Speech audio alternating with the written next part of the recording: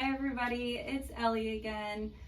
So today we're doing another interview and we are interviewing John. That's me.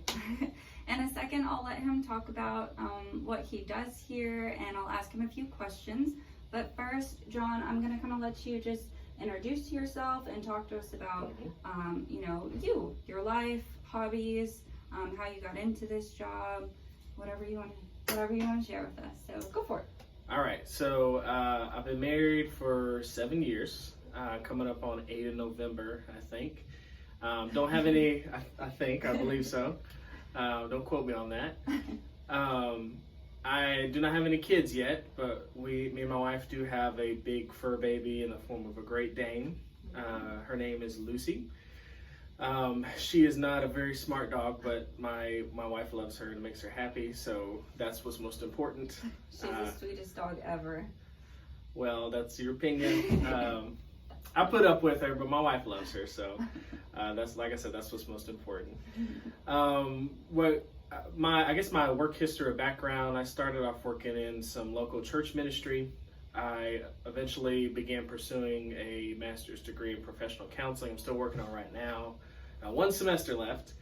But what I wanted to do with that was to transition and accumulate some work history in the human services field and develop my career going in sort of that direction, or supplement my career in that direction. So I sought out this job opportunity here at the Crisis Center. Started out as a legal advocate, helping clients with getting resources for different free legal aids for victims of domestic violence and sexual assault, as well as applying for protective orders. And then I transitioned into the position I'm in now, which is a case manager. Hobbies for me personally are mostly my wife's hobbies. I feel like if I wasn't married, I'd be a really boring person. My wife likes to travel. She likes to go all kind of different places. I would be fine if I never left the state of Texas. My wife got me a little bit into Harry Potter. I was never someone who read all the books, but she did get me to watch all the movies, as well as we were supposed to go see a live orchestra playing of the 6th movie. I believe it's the 6th, the Harry Potter and the Half-Blood Prince. We're supposed to see that like last weekend, but obviously it was canceled because of the pandemic going on. But we've done it a few years ago. We did it with another one of the Harry Potter movies, and it was really kind of an amazing experience having the live orchestra play the music while the movie is playing on the large screen in there. You would think that wouldn't make a difference. It'd be the same as having just a bunch of stereos around you, but no, it made a huge difference. Yeah, super jealous that y'all got to see one of those. Yes. Hopefully we get that gets rescheduled and we get to go see it again in the future at some point. Yeah, and then y'all did venture out and we all went to a rage room together, and that was fun. And so yes, we broke a lot of stuff in the rage room. I think we had more fun than we let out all our rage. Yeah. But it was definitely a fun time. I'd never done it before. Yeah, I think at the beginning it made us a little bit more upset because we kept throwing things and it wouldn't break. And so it was almost frustrating because it was like, why is it not breaking? And they gave us the choice of what music we wanted to play, and we chose classical music, which was strangely satisfying. I don't know why. You'd think you'd listen to like some hardcore screamo rock music, but no, the soothing classical music was great to break dishes and tables and chairs and computers and computer monitors, sledgehammers and bats. Yeah, go to a rage room. 512 Rage Room in Kyle, Texas. That's where we went. Yeah, absolutely. It was fun. Okay, cool. Thank you for sharing all of that with us. So why don't you tell everyone what do you do here at the center? You did mention, you're a case manager now, and so what does that mean? What does that look like? Yeah, so I'm right now I'm the sole case manager in the shelter, the domestic violence and sexual assault shelter here. The main job of really in case manager is helping to build a plan with clients to connect them to different services in a community, different resources to help them get back on their own 2 feet and build towards a better future. The 3 areas that I inevitably focus in on for this population are housing, financial sustainability, and breaking the cycle of abuse. Because the clients coming from abusive relationships, usually it's not their first time. And so we really want to work with them, not just on the physical elements of just surviving, of just making sure you have enough money to live, but also dealing with the emotional part of it, the trauma part of it, and making sure that they're not stuck back in that cycle of going back to an abusive relationship again. So usually the first 4 sessions with the clients, I start off getting their big picture, doing an inventory of their assets, their resources, what resources they don't have, their employment education history. I'll look at their legal needs, their medical needs, just kind of getting an overall view of what the circumstance is, where the gaps are, and where the crisis center can help fill some of those gaps. The second session, we will hone in more specifically on mental health needs. So there's a series of assessments we do with them to assess their mental health, assess their trauma history, also discuss the counseling services that we offer here at the Crisis Center, which is free counseling. And I'll discuss any needs that they might have as far as more intricate mental health issues, such as needing any type of psychotropic medication, or any diagnoses they've already had or that they suspect they have, and then look at some places we can refer as far as getting a psychiatric assessment. The third session is titled the Cycle of Abuse session, which is where we take a more comprehensive look at their entire history of domestic violence and their entire history of any intimate partner relationships that they've tended to go back into, or even if they've had different partners, how the cycle might look similar, even going from a different person to another person to another person, and really educating the client on how abuse tends to operate in that cycle, but also that you can help break that cycle as well, that you're not, even though you've been in it for a while, you're not stuck in that cycle forever. And that's a big thing we want to do, is helping the clients really take steps towards getting out of that circle and building a better life for themselves. The last session, the fourth session, which is, I say the last session, but really this is kind of the first 4. The rest of these sessions we meet up are kind of more standard follow-ups. But the last of these first 4 sessions is called a hope session. And that's where I focus in on helping the client really describe in detail what their better future looks like. So we can address the trauma, we can address the mental health, we can try to get them towards independent living. But in this 4th session, I really want to bring out what is it that motivates the client, what really gets them going, what helps them to drive themselves to make progress for the future. And I use a technique from solution-focused therapy, which is called the miracle question, which is more or less you ask a client, if you went to bed tonight and a miracle happened where all your problems went away and you were closer to accomplishing your goals, what's the first thing you would notice when you woke up the next day? Not assuming you knew that a miracle was going to happen. So you'd start by asking the client to describe what they're seeing, experience when they wake up, and then you help them vividly give details about what that day looks like. And what it does is it gives the clients a more clear picture of what a better future looks like. You have clients come in who have a PhD on all their problems and all their trauma and all the hardships they've gone through, but when it comes to talking about a better future for themselves, they may not even have a high school diploma in doing that. Yeah. They have a hard time describing what a better future might look like. And when you can do that for a client, you give them something to attach themselves to, which is hope, and it has a powerful effect. It's almost like if somebody buys a lottery ticket, and it's like 1 in several hundred million chances that you could actually win the lottery. But when you hold that lottery ticket in your hand, you start thinking about all the things you would buy and all the things you'd spend your money on, and how much better your life would be. And even though it's a 1 in a million shot, you go and buy that ticket, and sometimes you buy several tickets. And even if you lose, sometimes people go back and keep buying and keep buying, hope is such a powerful, euphoric motivator and can get you to do a lot of the different things that you probably never thought you could do before. And that's kind of the structure of the first 4 initial sessions I do with clients. And I'd say those are the key sessions as far as working with them in case management. Okay, awesome, thank you. So my next question for you is, what are some common challenges that shelter clients may run into when trying to meet their goals? A struggle with a lack of resources in New Braunfels. We have a very generous community. They help a lot with fundraising. They also, anytime we have a request for a specific donation like clothing or certain household items, community always responds in kind, very generous.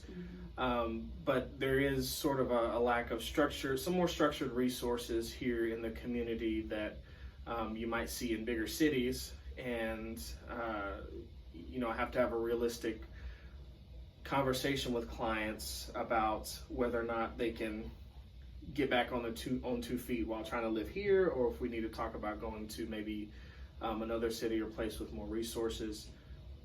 Another barrier that is very common is with documentation. So when someone leaves an abusive relationship, they leave suddenly and leave a lot of things behind, and among those they might leave behind their birth certificate, social security card, or their ID. And that is, those 3 things are really key to getting a lot of different social services, getting a job, really getting access to a lot of things that they need to get back on their 2 feet. And when the clients, especially when they lack all 3, they get stuck in this loop where to get your birth certificate, you need a state ID. Get your state ID, you need a birth certificate. And we're trying to find loopholes of how you can get one without having the other.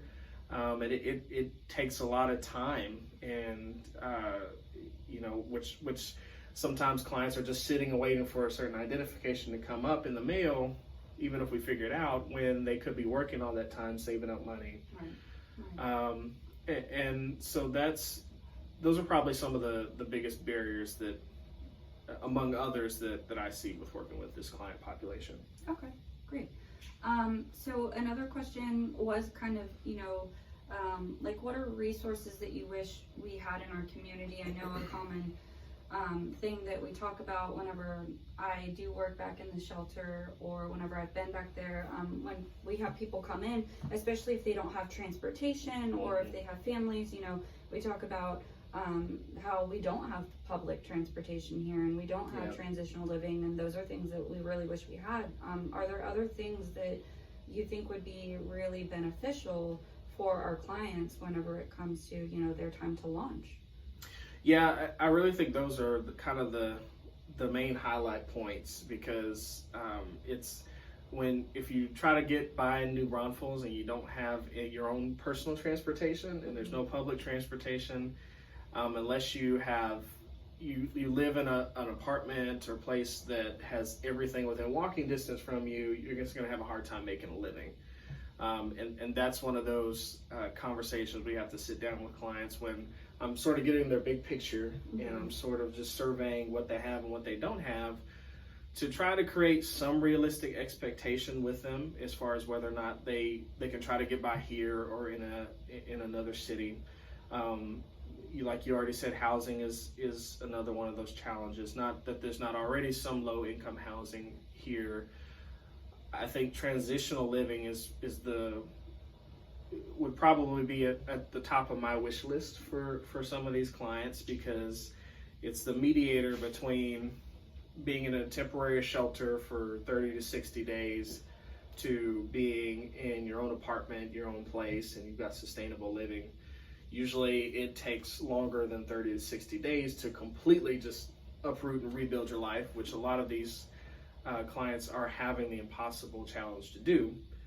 And so having some type of transitional living, which those are more like 3 to 6 month residential programs that really build on what they've already done in the shelter, which is starting their life over, building up to sustainable living.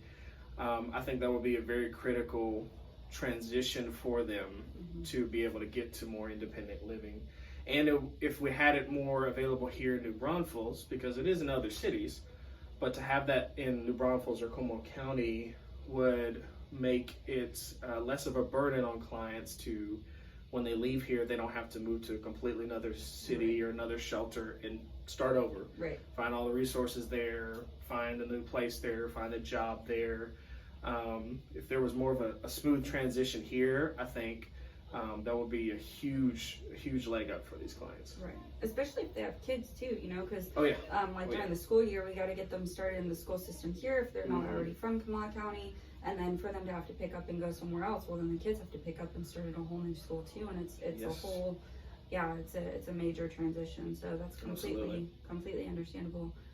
So one of my last questions for you is, what are some common misconceptions about the shelter and our guidelines? You know, because sometimes I think there is an idea put out there that we just kind of like kick clients out for no reason at all, and obviously that is not something that we do. There is always, you know, a reason why someone might be launched earlier. But so what are some other, you know, misconceptions, or if you would like to address that as well, why someone might be launched earlier than, you know, others, or things you'd like to clear up? Yeah, I'll start with that one. You know, it's hard because you know, if somebody's launched here sooner than they like or unexpectedly, and you know, they tell people or the community finds out about it, it's like confidentiality. Like we can't really explain away the situation or explain what's going on, even if we wanted to. I would say usually there is an explanation. Most of the time, you know, if somebody leaves here, or we launch somebody, you know, maybe if you're talking from the client's perspective, like sooner than they would like, sooner than they would want, we launch people fundamentally, you know, if somebody is not able or willing to comply with community living. So, you know, they struggle with abiding with the rules that are here. They struggle living with, you know, within a community of different people who are also living here as well. You know, conduct can play a role in somebody being launched from here sooner than would be ideal. Another reason somebody can be launched unexpectedly is